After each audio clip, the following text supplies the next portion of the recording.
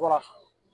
Merci, Romani, Mathieu Rabisso, na King France Télévision, Mathieu Bouvala pour la pouvoir information, Ndengi Bakoussé, Mazali Pouleka, alors la Kinshasa, Bobengi Mwamingi, en tout cas, Kimia Evalo Mabuta, Mabino, Boulega Boueba, comment procès Ezali Pouleka, il y a il y a aussi un procage, il y a Honorine, Porsche, Mukuna. Donc, Lelo, je crois que plaidoirie pour ça la mappe, Lelo réquisitoire pour ça la main. Il y a Kalfou là, j'espère que ceux qui peuvent, on va payer ça mieux malamu. Lelo, tu vois, ça va sort. Moi, quelques témoins peuvent apparaître Lelo, les sous-sous. Au Bamona qui bango, na ba vidéo, pour apparaître le couloir Lelo. En tout cas, vous allez brancher, vous allez connecter parce que tout peut s'abîmer ma information, ma vidéo nyonso, ma soba bonga awa na Kalfou à tout peut s'abîmer. Vous s'abonner, ceux qui ont mal liboso ta la biso, la sur vous s'abonner, cliquez wana, ceux qui partager ça la malamu, partager, abonner, aimer, partager, surtout partage pour que s'abonner. Sur s'abonner à la King France, en tout cas, vous allez connecter, vous allez brancher, procès, ils ont bandé siko, toujours chez la vidéo, procès, ngai yannick wenge na équipe mobimba, tout ça awa, takam fou là, pour la tous les images, pour la sabino. Bolanda procès, puis vous allez connecter, pour la sabino, ma cambonio son, ma koleka awa. Merci beaucoup la vidéo, bateau d'aller kubenga, bateau bozali kokomela biso, bateau bozali s'abonner, bo sala biso si. En tout cas, pour nous, après mon avis, Kimia et Van Navama au Mabotama. Balobi King France Télévision ne makam. Osa bezuta ba film bien, ota la émission bien. King France Télévision ne makam. Chaîne moko ya kanda. Aïe aïe aïe. Balobi so to ba minte. Musala ne makam. Abonnez massivement la chaîne France King TV et pas Yannick Wenge Yannick Wenge Béton. Doit s'abonner kuna boyoka masolo puis ya politique. Masolo ya Congo, masolo ndenge Congo zongi pas ba congolais. Nous avons la personne mon mastermo pour ça la émission trop bien. Yannick Wenge Yannick Wenge yonde makam. King France Télévision ne makam. Musala ne makam.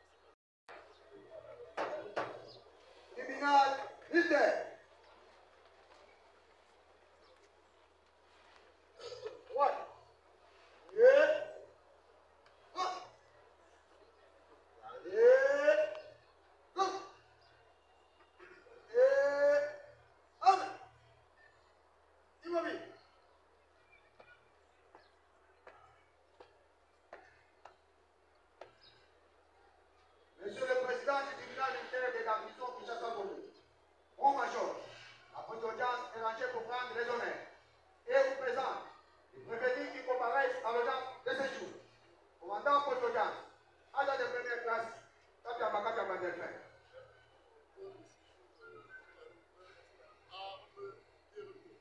Alors, mon major.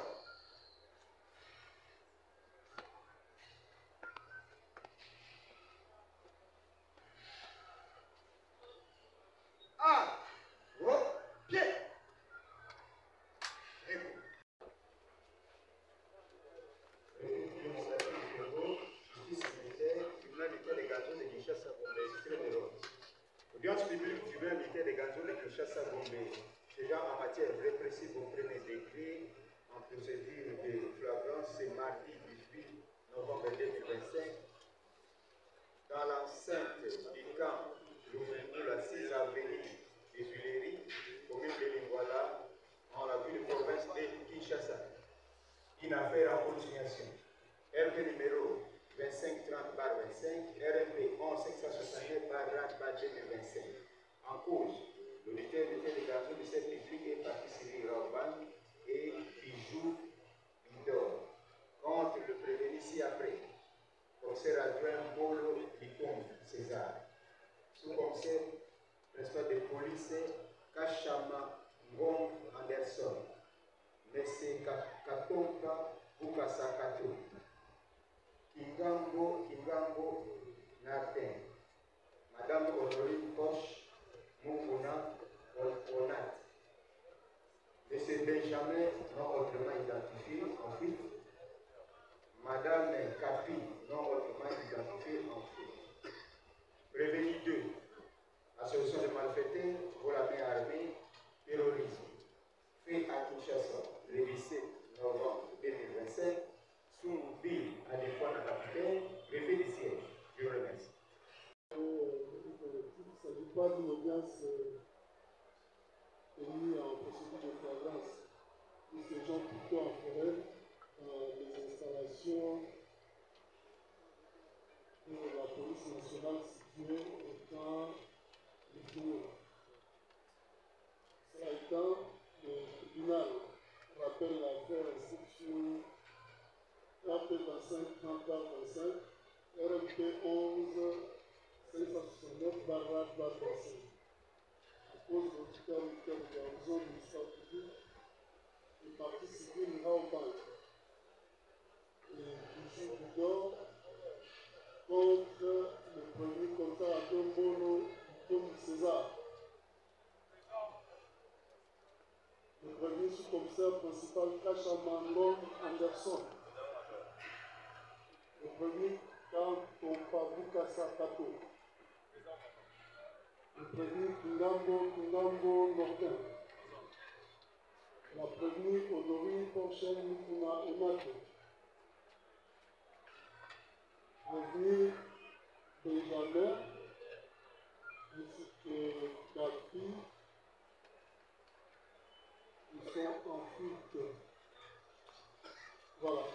La défense peut commencer par acter leur comparaison. Nous commençons par le parti civil. La partie civile, et ça, comparé représenté par ce conseil, Charles Mouchizi, je suis avocat au barreau de Kinshasa Matete. Conjointement avec Maître Kabomongo et Carlos, avocat au barreau de Kinshasa Matete. Conjointement avec Maître Kaïbe Chouamougaël, avocat au barreau de Kinshasa Matete. Conjointement. Maître Kimoumara Bourabi, avocat au barreau de Kinshasa Matete. Conjointement. Conjointement avec Maître Déborah Ndabamou, avocat Komemba. Défense conjointe, Maître Mbaka Mamiani Benjamin, avocat au barreau de Kinshasa Matete. Conjointement. Conjointement avec Maître Daniel Kabea, avocat Memba. Maître Ngoua Djonga, avocat au barreau de l'Équateur. Poursuivons du côté prévenu. Ici, le conseil, Maître Chéri Okole Dieudonné, je suis avocat au barreau près la cour d'appel de Kinshasa Matete. Défense conjointe, Maître Enoch Djo, avocat au barreau d'Issanto. Conjointement avec Maître Asombo Kassindimati, avocat au barreau d'Issanto. Défense conjointe avec les commissaires supérieurs adjoints, Jacques Kossoli, défenseur militaire.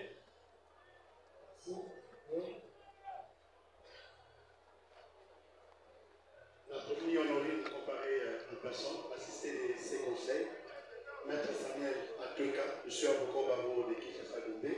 J'ai comparé conjointement Avec Maître Gabriel Kio, je suis avocat au barreau près la cour d'appel de Maïdogo. Maître Seda Okula, comparé pour le compte de prévenu Kingambo et Katompa. Je suis avocat au barreau de Kinshasa Gombe, conjointement. Monsieur le Président, je suis Maître Mabonso Ndombedelo, avocat au barreau de Kinshasa Matete.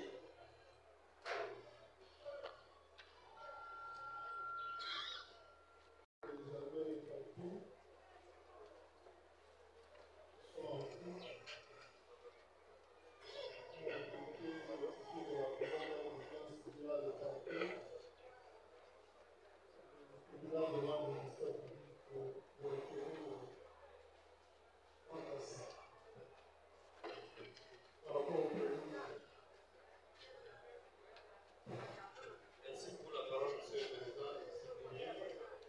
325, 326 et 327 du Code qu'il plaise à votre tribunal de statuer par défaut à l'égard des prévenus en cavale, Madame Kapi et Sir Benjamin, dont notamment il a pris. Nous avons. Merci,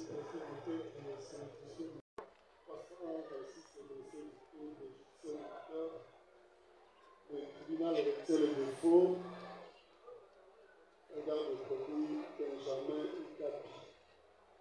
Ils seront poursuivis en procédure par défaut. S'agissant des autres parties, vous avez reçu les notifications de date d'audience de séjour, des parties civiles. Ils étaient notifiés. Oui, Monsieur le Président, nous l'avions reçu. Côté prévu, avez-vous reçu les notifications de date d'audience?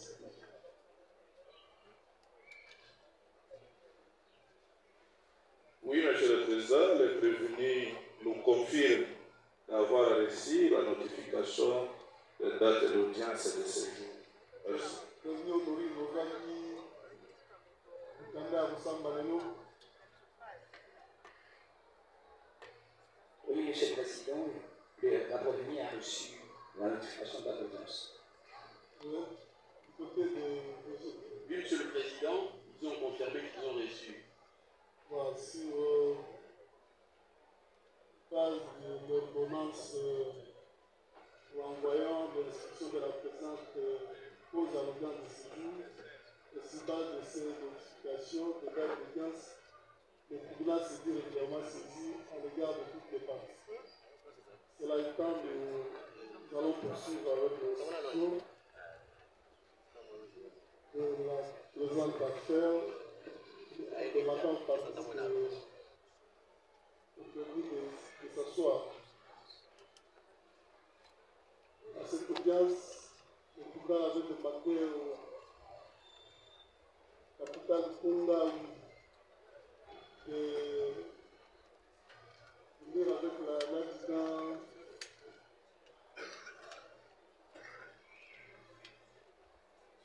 Chingad Azali.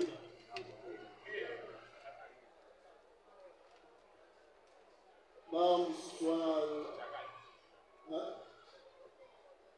Kugana Changano Swana Azao. Where Azalina? Nani Kaburabu? Kabura? Mui. Wala yakani. Wana is like all of them.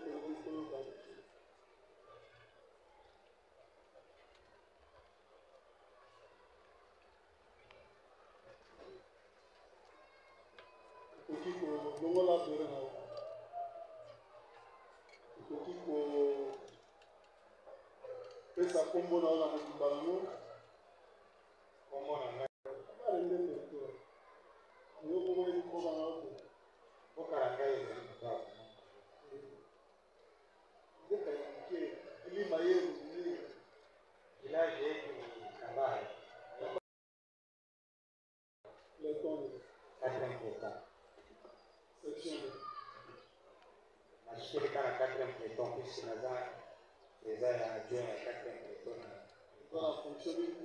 Adjoint à 4 peton à 4 peton. Numéro matricule 1 78 96 0 64 99 52. Nasali sehii nangana kidogo na 1996 marié ya sapo zokando bana boni zana kana seti sambela oui wapi protestant adresse na yo kopesa epai ya greffier tribunal nde abengi yo situé article 249 ya code judiciaire militaire akozwa badéclaration na yo na titre ya renseignement lambi oza na intere okosa tribunal te oloba oyo oyebi te koloba te na date wana toseretrouvaki na victoire na intervention ya blocage ya banke toseretrouvaki ndenge nazalaki faisant fonction ya garde corps ya commandant bataillon tombolaki na commandant bataillon oyemo major bon se retrouver yo moko bien na commandant nazalaki toujours na commandant bataillon ntango bokomi na victoire tokomi na victoire masasi ezokobeta makasi masasi ezobeta wapi na kati ya victoire et partout donc mako identifie soki na kati ya banke mpe na libanda ezalaki te toseretrouva masasi ezokobeta makasi na victoire na tokomi na victoire masasi ezobeta na ordre nani baninga oyo bazalaki sasi bazala déploye na libanda ya banke mpona kozela bango na oyo bazalaki masasi ezokobeta de partout akoki masasi peut-être oyo eza na kati bato bakobima to tointercale bango selo bainformation ntango tokomaki na banke po toyokaki ke bato oyo bazalaki kosala mabe na banke balingaki babima bapolition bazalaki wana sous l'interrogation bango nde bayebi baintervention benete yaki basalaki effort ke bato basayan bazalaki na kati ya banki babima libanda te bazongaki na kati ya banki. C'est pour cela commandant azali kosala déploiement ya baelema libanda ya banki nga nazalaki nsima na ye na kati ya lieutenant Michel. obetaki combien de masasi? nga nazali garde corps ya commandant nazalaki na temps kobeta masasi te po commandant apesanga ordre ya kobeta masasi. okotaki na kati mpe oswaki libanda, okotaki na kati ya banki mpe oswaki libanda? nazalaki nsima kaka commandant libanda ya banki. tikali kokota na banki mpe na kati? tokotaki na banki te moko mpe. so telefone ekomaki na maboko na yango ntango babimisi madame oyo Porsche, se retrouvaki commandant akomaki obligé à intervenir puisque azalaki bato ebele population en masse bazoya na bapolicier na baninga attaque force en masse bato tu bazowela ye esika tozalaki neti 7 mètres na escalier ya Rai Bank. Ntango tobandi kopusana namoni soda na biso caporal na biso de loin alokoti telefone abengi yaka na telefone wana caporal wana ezitaki te apesi ngai telefone na masasi ezokobeta na kokimisa madame wana kofere évacue tomati na kati ti bazwi ye masasi ezobeta kaka? masasi ezalaki kobeta badani bazobeta.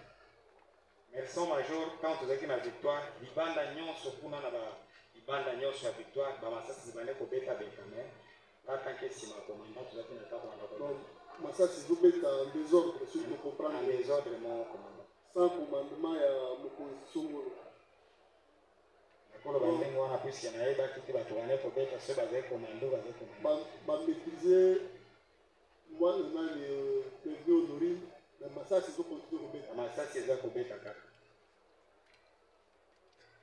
ok ntango torécupere ye a 7 à 5 mètres ya baescalier ya Rai Bank namoni caporal na biso alokoti telefone adi pesa telefone te caporal mbala moko esikaki te apesi nga telefone adi o telefone ekozala mwana mwasi oyo nde batombolaki ye abi ekozala ya mwana mwasi wana mbala mosusu toweli na cadrement wana kaka ya koakadre mpo nazwa kadre commandant nazalaki nsima ya commandant en même temps commandant azokoempêche bato bapusana pembeni na mwana mwasi wana puisque population bande koya ya masse na bato ebele ti siko oyebaki ndeni ke telefone eza ya ye caporal wana nde ntango alokoti ete telefone wana ya mwana mwasi wana nde ntango abisinga telefone ya mwana mwasi wana wana récupéré yango na bino oyo eza déjà eloko ya motuya mpona bainformation na mbangu wana ntango tomatisi mwana mwasi wana tokomi na bataillon masasi bato oyo totikaki komanda ayebaki ke bato na kati ya banki batikalaki ka bao baza kosala baavenema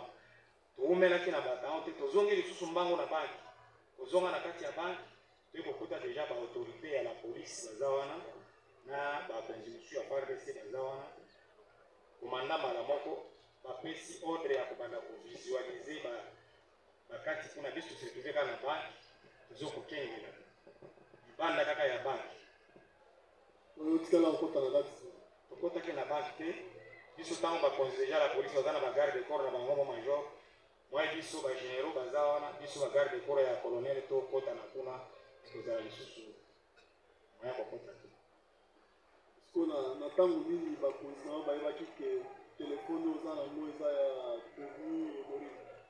ntango tobimi na mission na victoire tokomaki na butu komandaki réunion ntango komandaki réunion ezali mokolo na ngai ya repo na ntongo nayoki komanda na biso bainterpele bango na région mbala moko nabengi capitaine Ousmane ya région ntango nabengi capitaine Ousmane ya région abi bakonzi na ngai bakangi bango na région kuna puisque komanda bakangaki na région expliqué telefone ya mwana mwasi wana eza très nécessaire mpona koluka bainformation tobengani ngai na capitaine Ousmane na permanence na remettre ye telefone wana asali décharge natikaki yango na cour kuna esika nasambaki est ce que ochekaki yango otalaki yango te natalaki ata kotala te eza na mot de passe natalaki te nafungolaki ata kofungola yango te na remettre kaka capitaine Ousmane ntango bokomaki na cour est ce que balatiaki ye mwasi oyo telefone yango pe alobiki eza ya ye ntango tokomaki na cour jour wana nakomaki na cour batuni ngai babandi kosambisa ngai namonaki balakisaki telefone esi place te edepi ngai naza na cour naye koyoka kaka ntango kapitaine na biso azosambaki balakisaki telefone ngai ntango nakomaki na cour depuis nazongisaki epai ya kapitaine Ousmane ye ntango babengisaki ntango batunaki ngai opesaki telefone nani babengisaki kapitaine Ousmane ntango ase justifie ye nde ajustifie ke napesaki epai ya TD TD aremetaki yango na cour nasukaki kaka wana mo major yo ozwaki mbongo boni na kati ya banke nga nazali garde corps ya komanda bakao mo major ozalaki na temps moko te ya kokende kokóma na makambo ya mbongo na banke te mo major azalaki kaka nsima ya komanda na ngai kontenu nga nde nazalaki na bacommunication na ye na babesoin nyonso wana apesaki nga mpe vere ya koyamba pare kaka apele ya général nde ifo nazongisima banani oyo omonaki oyo bazwaki mbongo na banke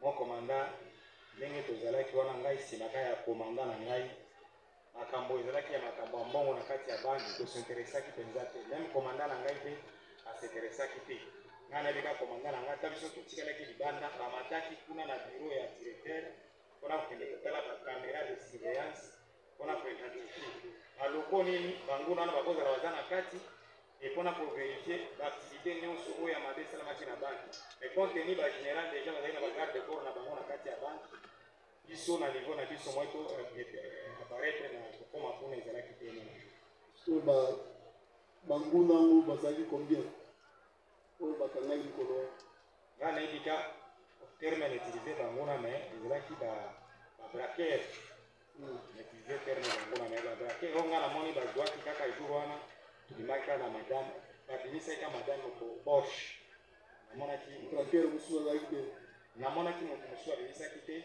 juske ti tokomisaki na bapoka wana puiske bakonzi bazalaki na kokanisaki babraqueur baza na kati ya banini wana nde babande kolukaluka mais contenu tozalaki libanda namonaki kaka moto babimisaki kaka moko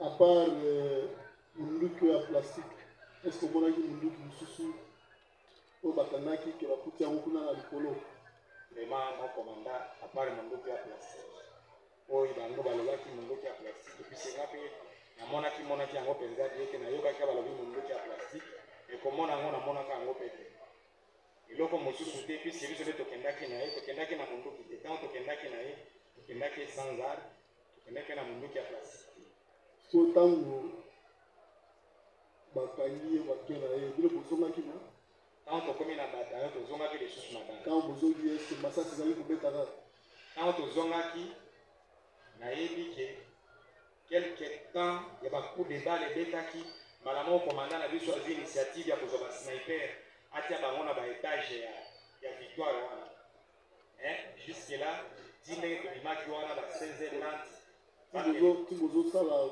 bacourse wana komanda na yo ese oyokaki masasi kobeta na kati ya banke ntango tozalaki na banke mo komanda na chare oyo tozalaki kosekamufle pembeni ya komanda tomonaki bacoup de balle neti ezokima na kati ya banke e yango etindaki tokóma ti 16h na bolukiluki na kati ya baenclos ya banke wana mais soki bino bomonaki bacoup de balle ezobima na kati ya banke okozustifie ndenge nini ke ti bokomi na pokwa ti tolali tolamuki nduki moko ekangami te moto mosusu akangami te apart prévenu honore ozojustifie yango te leson major ntango nga nazalaki wana nazalaki garde corps kaka komanda bata nasilimitaki na misio kaka kokengela komanda bata oyo na ngai mais ce qui est vrai nga mpe jusqu'à maintenant nazalaka étonné na badegre ya masasi ndenge elelaki wana nayebi te mais yo ozalaki na terrain okoyebisa biso bameme estce ya solo à part masasi oyo basoda babetaki libanda omonaki masasi kobeta na kati ya banke mokomanda ntango tozali kozwa enclos ya char wana kokende pembeni ya enclos ya char kobanda kotambola nango puiske bacoup de balle tobandaki koyoka yango de partout ezokima nakoki koyeba te eske bandeki kobima na kati ya banke eske bandeki kobima na basusi ate ya nzinga ya banke mais nakoki koyeba te moko donc basoda babandaki kobeta Ça, c'est ça, homme de la tire, c'est ça. Quand on a tout la moto, à zone de Kambouk, quand on a c'est un peu difficile, puisque dans le clos, aux environs, on a un soda, on va mettre non, il y a des autres. Maman, ça, c'est des autres qui ont été battus, c'est des autres et à moto, c'est ça, la Vancouver. Et sur place, c'est moto. T'as la policier, voilà. Oui, oui, oui. Oui, maman. On a qui va moment de quand vous allez dans mon acquis, lieutenant la police, quand vous avez un madame honorée, mon acquis, nation d'escalier, à Téléniona. Lieutenant, à Tolobi, lieutenant. Ah, oui. Lieutenant, là. Mon acquis, à Télématiwana. À Salami. À Télématica, un dispositif qui s'est bénéficié comme qui déjà épelé. Maintenant, on a maîtrisé ce qui est des gardes de ligne. Mais comme on est à 16 heures, commandant a dit son dé que tourne avec et il nous a dit bagarre, venez de la qui n'est et le commandant est aux abandons avec non. On a pour relater événement, on a bien, on est dans le bango, et pas commandant, il faut qu'il nous a relaté, venez de la qui n'est pas commandant à la police, mais on a dit qu'on a bango les sous-jours dans l'auditorat, on a Kangamaki. Adjudant chef, puisque vous avez des bandes. Il y a des bandes qui ont lieutenant Azalaki na entrée à parking. Adjudant chef Azalaki n'est pas à côté si tu vas me savoir la distributeur. Laissez un monarchie adjudant chef puisque vous avez des bandes on a moto kokota sur la carte. Kota mo monarchie bango. Artiste za bango monarchie za gine. C'est que vrai.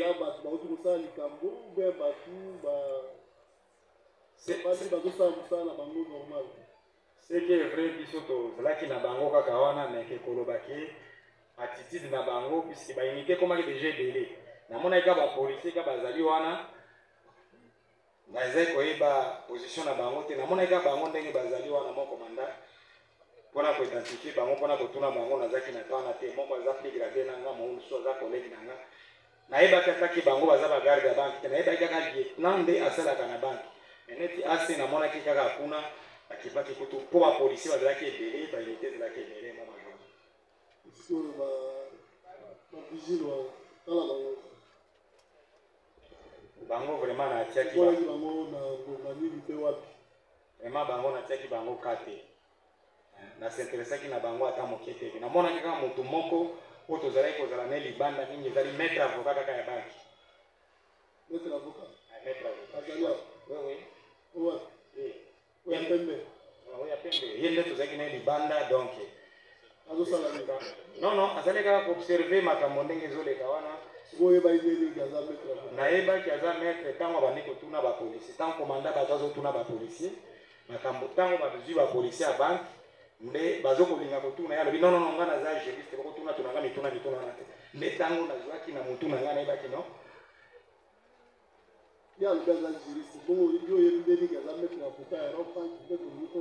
mais mon major jour tokendaki na kosala témoignage jour mbula ebetaki namonaki na bourgeois ya baavocat nde nasadresse epai ya baninga na ngai ya uniforme non aza avocat ya banque puisque kaka ye nde namonaki il était en tenue civile en veste libanda bacivile ebele mpenza bazalaki wana te mais en observation kaka libanda wana ntango batunaki babandi kotuna tuna mituna ntango bazokotuna lieutenant ya lobi te tete nga na juriste bakokotuna tuna ngai te immédiatement juriste batuna ngai mituna te ye moko ayebi ndenge agangelaki bato bane kotuna tuna mituna si azali déjà monté na makambo ezalaki wana organe de la loi.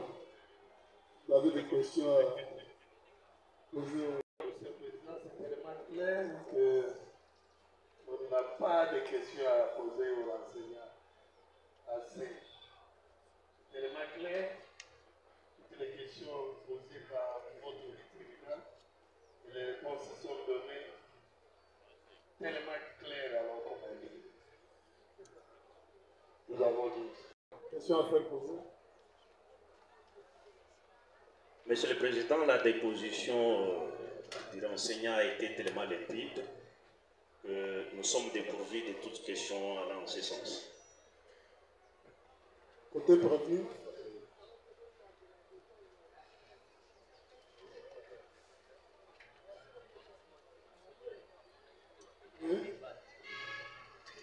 Merci, Monsieur le Président, de la parole que vous nous accordez. Le renseignement a été clair.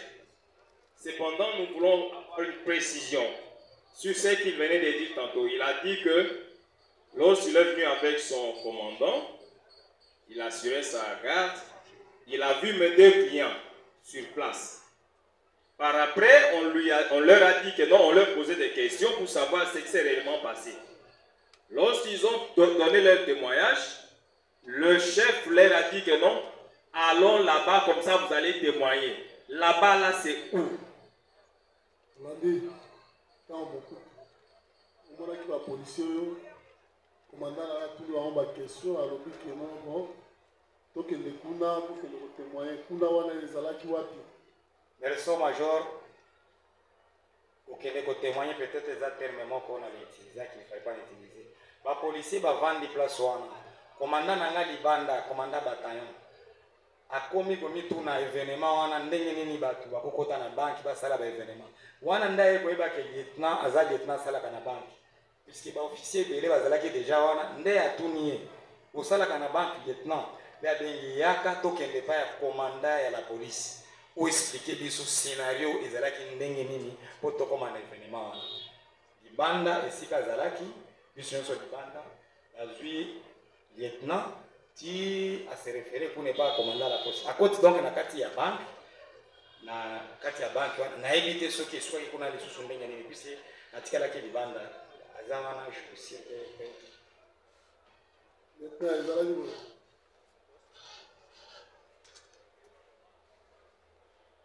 bon tant major colonel aye bande tout na ngai ndenge nini batu wana bakoti na banque bino bofandi awa yaka tokende pas général ou expliqué ngai nayebise mo colonel ngai naza awa libanda awa na parking ya libanda ndenge akotaki comme client nyonso tu ndenge akende osala événement na ye oyebi te oye kointerpele ntango azobima nde mpe biso ke mutu mabe aza na kati général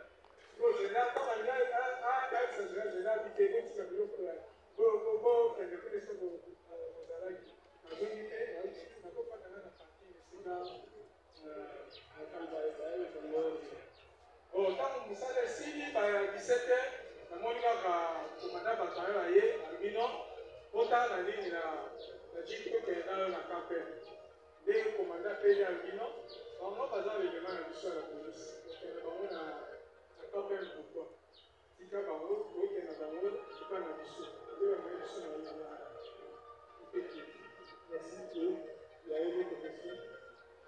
non, là, à ce stade, nous limitons, Monsieur le Président.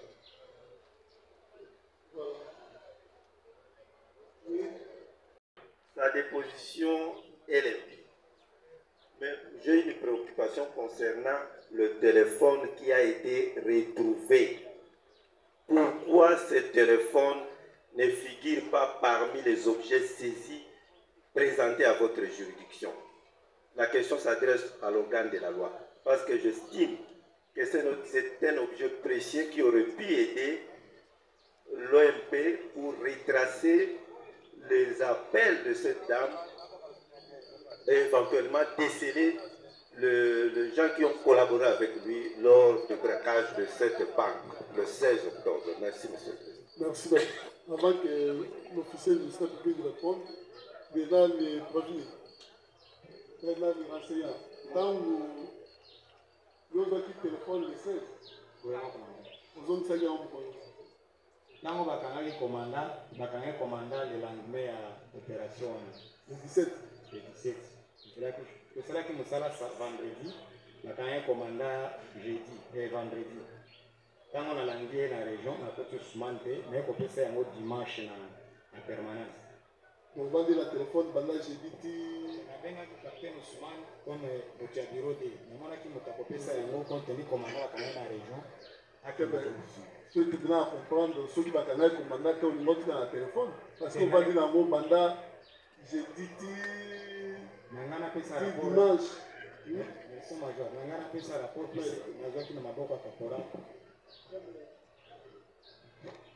yo moni caporal alokoti mbala moko pesa comme mokonzi ozwi mais yo pesi po oza bakonzi baza wana mpona nini te ozwi mpe opesi bakonzi mais ovandi nango jeudi vendredi samedi dimanche ntango mboni bakangi komanda nde oke kopesa mpona nini Commandant nga nazali garde. olingaki odissimule bapreuve c'est ça Nga nazali garde corps. siko ovandi nango ozosala nango nini ya yo te Nazali na posa na remettre kana maboko ya commandant. Malheureusement commandant nanga déjà azalaki interpellé kuna. sd azalaka te na unité na bino po komanda bakangi aza na seco aza na sd observance azali adem log azali mais yo ovandi na telefone pendant jeudi ti dimanche mpona nini ozalaki na intention nini oza na nini mais repo makambo eza ya minene yo moko olobiyaki ntango ozwi yango pa ya soldat obi oyo eza élément de preuve mais obombi yango pendant 4 jours na maboko na yo ezoyebana te ngai moko nde nabengaki epuis ntango tribunal alandaki soda wana eza te yo nde oke kozongisa yango soda nde adenonse yo nga nde nabengi capitaine asembaki ya basoda alobi te ntango akumi pa ya nani komandana na ye chef pleton na ye abi te kuna nazwaki telefone eza pa ya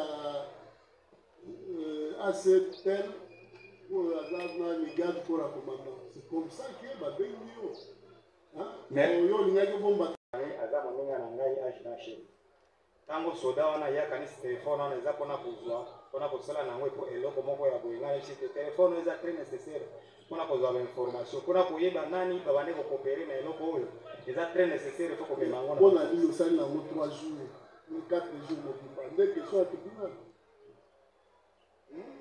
nazongisaki yango na mokolo ya samedi ntango komanda bakangaki ye vendredi mpona nini ozolingi bakanga komanda nde ozongisa c'est-à-dire ozalaki na intention ya kobomba yango te mokomanda nga moko nde nabengi mais le même jour ozongisi te les jours suivants ozongisi te le même jour tozalaki na opération ya kozwa bato kozongisa wana esi esilaki mosala ya le 16 esili tokoti le 17 eleki le 18 ozongisa soki le 19 soki le 20 soki totali nani pourquoi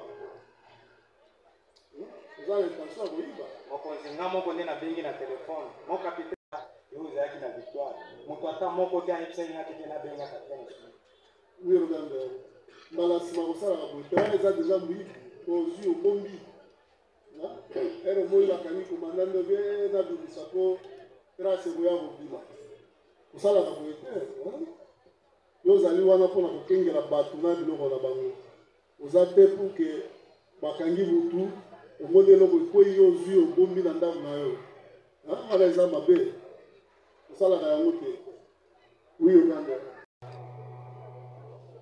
Le téléphone n'a pas été présenté, n'a pas été saisi, n'a pas fait l'objet de saisie pour être présenté et ça pourrait nous aider.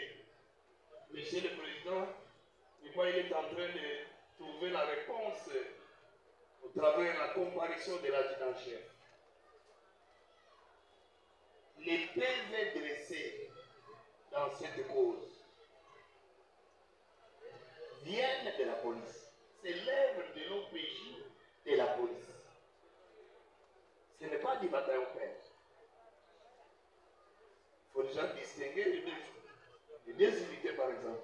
Tout un corps de la police et un bataillon. C'est militaire caporal qui a ramassé le téléphone et l'a prévenu Honorine. C'est un militaire du bataillon père. Et l'OPJ n'est pas concerné. L'OPJ de la police n'est pas concerné, ne connaît rien, ne voit rien. Et lorsque le caporal les ramasse, l'adjudant-chef qui est derrière, le commandant bataillon père, voit directement. Il demande ce téléphone et il est là, il a dit. Le téléphone est passé entre les mains des éléments du bataillon père.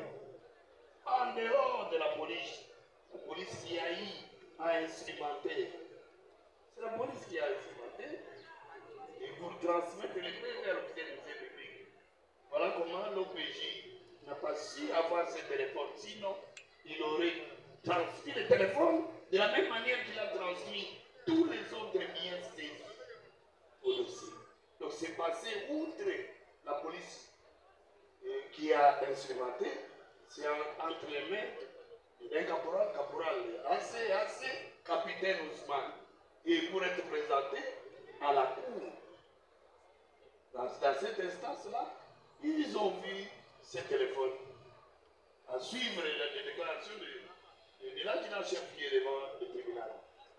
C'est pour vous dire que les bataillons PEN n'a jamais transmis un quelconque PV concernant cet ordre.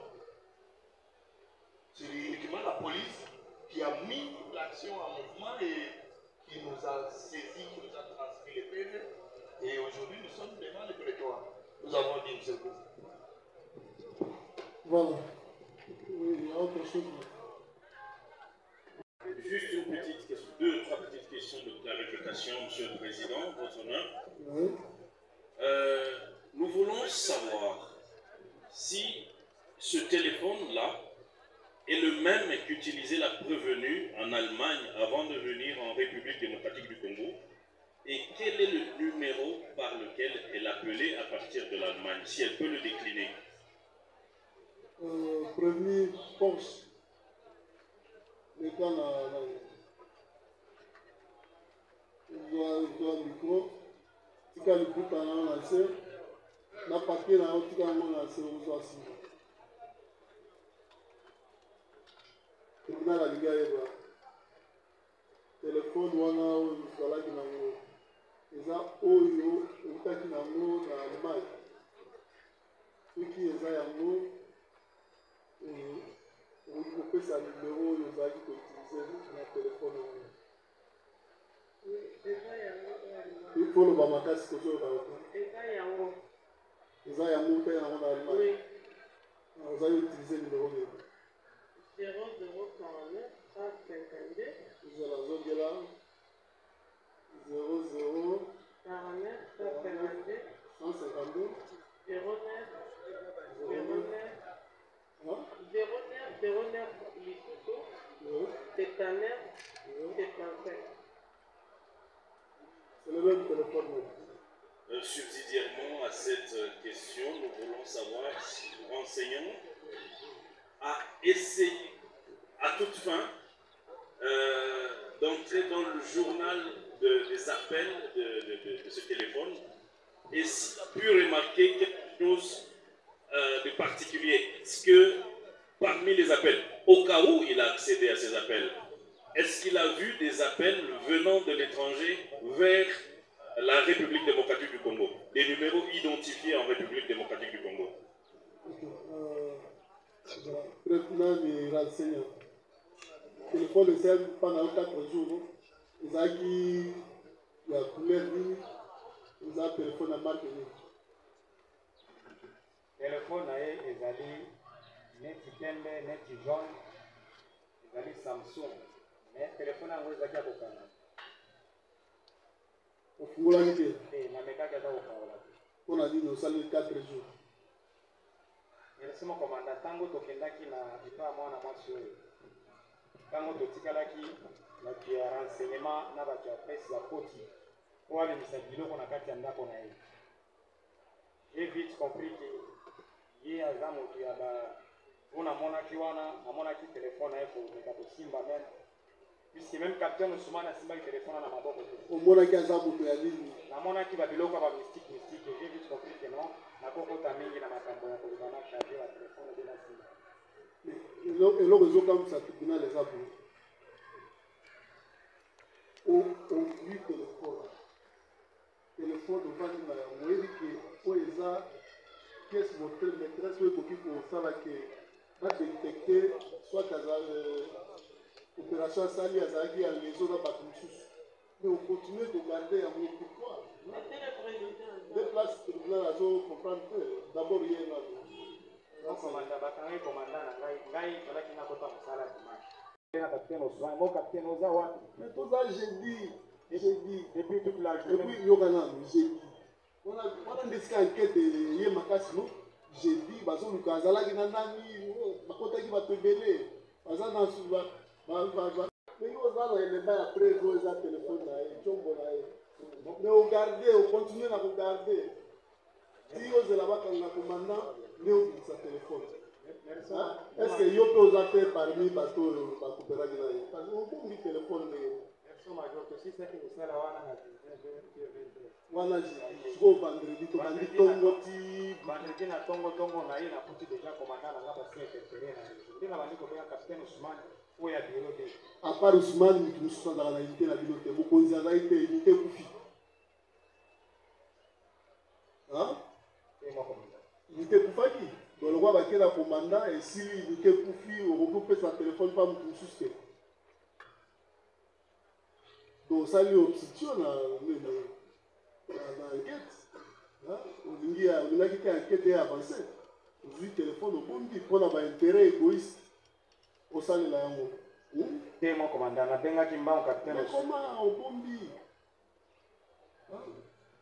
prévenu honorine est ce que eza telefone wana Samsung ezali Samsung Monsieur le Président, téléphone anga eza Samsung oyo azoloba azwaki ololiba eza lokuta na telefone anga bazwaki nango na voiture ya bazotorture nga na voiture après motu nango rapele na ye bazwi na voiture lingo lobali le babwaki nga na kati ya motuka wana elere sikoyo bazwaki telefone ekoyaki na kati ya motuka napengaki kutu bapolisi wana site mpe mozongisa na bakontaka bana nga abeti nga mpo apoza natenga ya service wana ye soko alobi ezalaki libanda seso nga bazwaki nango na kati ya motuka preuve nini ezolakisaki bazwaki yango na kati ya motuka parce que ezalaki na nsima pantalon nanga marge ezalaki okita telefone mpe ekitaki na yango olandaki renseignant ya liboso ayeki awa nyonso ye atikala kokota na motuka te ye azalaki poste libanda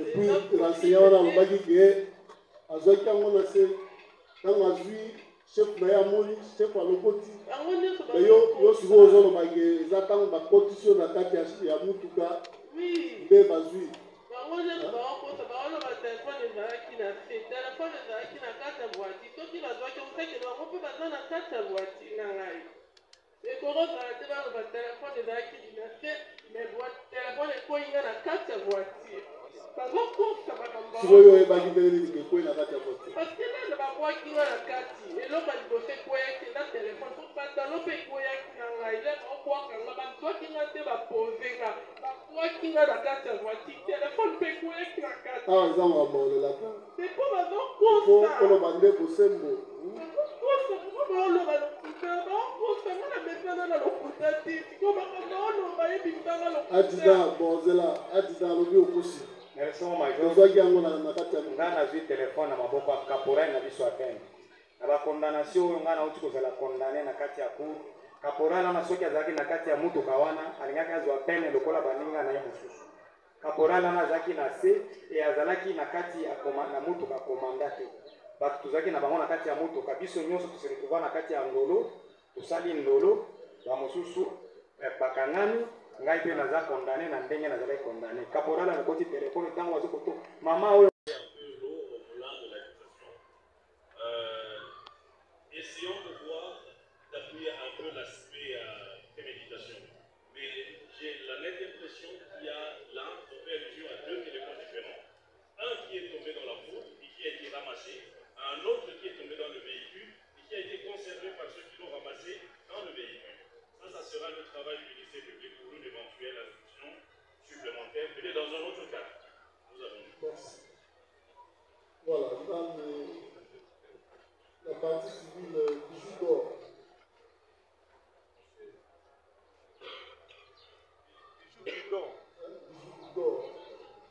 Je voudrais savoir, quand la personne est arrivée chez nous, elle avait payé ces jours. Oui, elle avait payé 4 jours qui devraient expirer au moins à 12 heures du jour où le braquage a eu lieu. Bon, il y a d'autres questions.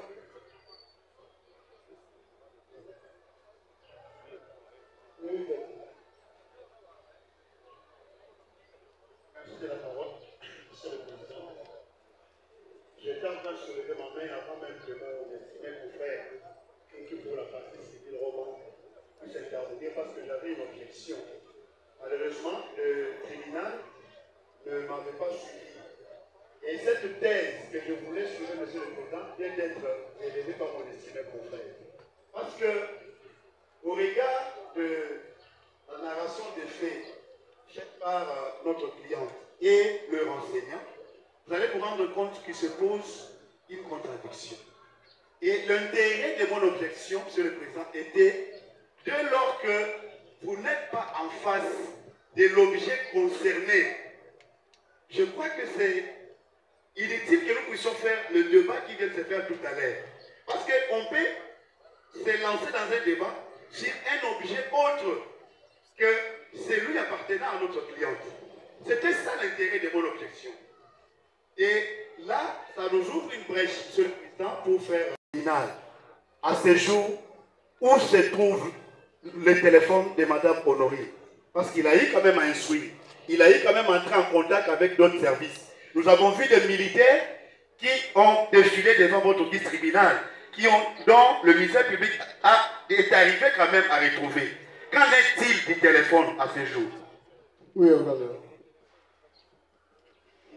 Merci pour la parole, Monsieur le Président. Honorable membre de la composition. Monsieur le Président, il a été dit clairement ici par les renseignants devant votre district. Clairement. Que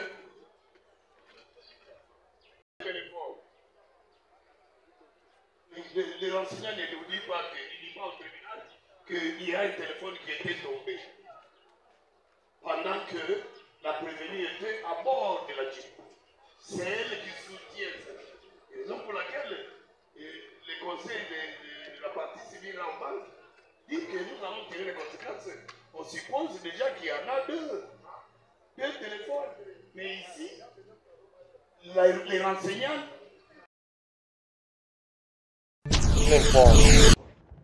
Allô, merci Bankulu, merci Seigneur, merci Mfumukimbangu, merci Bancetre. Na banza Bankulu, merci vraiment. Na reconnaissance, oyo bopesi Papa Ngunza, oyo bopesi pe mayele na Papa Ngunza, yakoyeba kati yakosalisa, kati na likambu, oyo eza na kati ya mboka, kati eza na kati ya poso mutu, kati eza na motema mutu. Merci balani nyonso na confiance, oyo bopesi nga. Merci na batu nyonso oyo balandaka Papa Ngunza, mutu nyonso bisika zali, azala ya kopamboma. Partout na eloko oyo ezosala pasi, soki abengi Papa Ngunza, na kozana récompense ya kolakisa ye. Merci. Lelo na banza boyokaki pe bomoni par rapport à l'expérience. C'est ça la reconnaissance ya likambo, c'est ça la spiritualité, c'est la connaissance ya koyeba kati eloko oyo poso moyindo oyo fasala kati na bomo ya mutu. Na banza na utima indombe bato balandaki bayokaki lelo zaki contradiction na bato.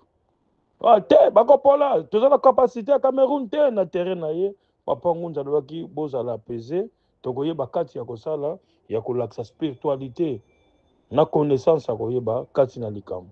Yango wana bomoni expérience Papa Ngunza na yebisaki bino musala spiritualité soki mutu alingi yango eza reconnaissance ya koyeba kati eloko oyo mutu fasala. Yango na baki numéro ya Papa Ngunza ye moko mutu ayambaka yango importe que l'air nyonso mibale eza na WhatsApp plus 243 98 17 17 013 plus 243 89 44 54 885. Okozwa ngai moko en direct, c'est le représentant légal na scienci ya couronne de joie. Ya ko rendre service munanzila ya tata Simo Kimbangu mvuluzi munanzila ya Nkongo. Na banza batu oyo batiaki tembe bamoni expérience na capacité ya Papa Ngunza. Merci na pe oyo ezokota na kati ya mboka oyo tolobaki lelo ko signer na biso eza problème te. mokonzi ya mboka bakopesa makanisi na baide me batu oyo nanu baza wana fo batika nanu mboka na biso vide batika bazone vide eza na problème te mpona kosinye tokosinye na buzoba te po lobi ezonga susu balongwa wana mokonzi ya mboka oza na vision oza na puissance oza na souci ya population oza na mawa nango merci merci papa merci mama mutu nyonso aza na motema kokita stabilité yango wana tous les 9 pays oyo eza na complicité bozomona bilelo bokomona na bato oyo baza na pembeni ya mokonzi ya mboka oyo aza na vision na ye te oyo aza na vision ya population te ata na nzela mosusu ata na escroquerie bakokanga ye ata na lokuta bakokanga ye ata na mabe oyo azosala numéro ya papa Ngunza eza disponible plus 243 98 17 17 013 plus 243 89 44 54 885. C'est ça. C'est ça. Oyo eza par rapport à la récompense ya koyeba kati na likambo nyonso oyo eza na blocage oyo eza na freinage. Deuxième sujet na banza na koyebisa bino par rapport ya rentabilité.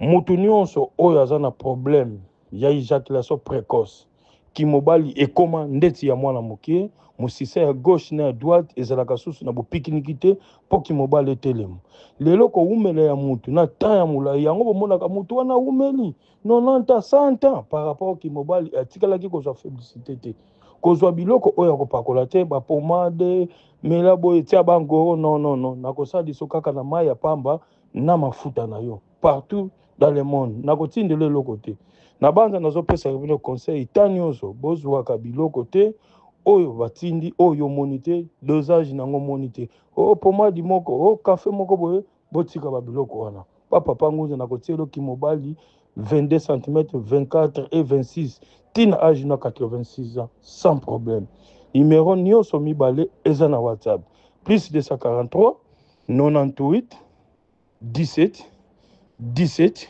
013 plus 243 89 44 54 885.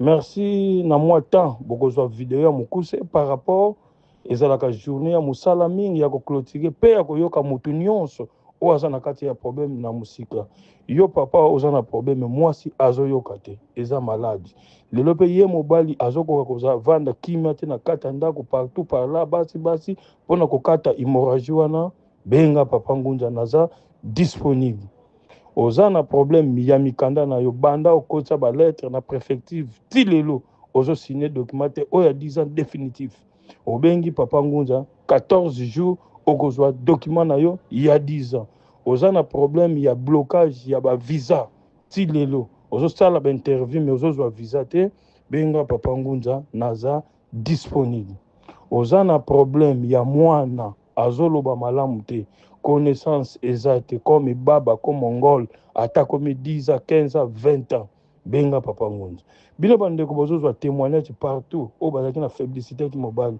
bakomi normal mais ti sikoyo suite oyo ezorande te yebisa pe ndeko mususu oyo aza na kati ya kaka ya likambo wana ya kozongisa directement na ba norme oyo eza directement ya kosilisa yango yo lelo ozwi lobiko mozwi fermeture ya koyebisa kati ya ndeko mosusu te sans problème sans condition na etango eloko etangami ya féblicité na kotelemisa bopikiniki na yo lelo bopikiniki ekoma ndeti mwana moke ndeti mwana botami lelo na kozongisa na bulengi oyo ozalaki nango ere yo ozokola ekozala rendement ya malamu problème mosusu oyoki te yo moko okobenga yango en direct en privé nyonso mibale eza na WhatsApp consultation eza gratuit.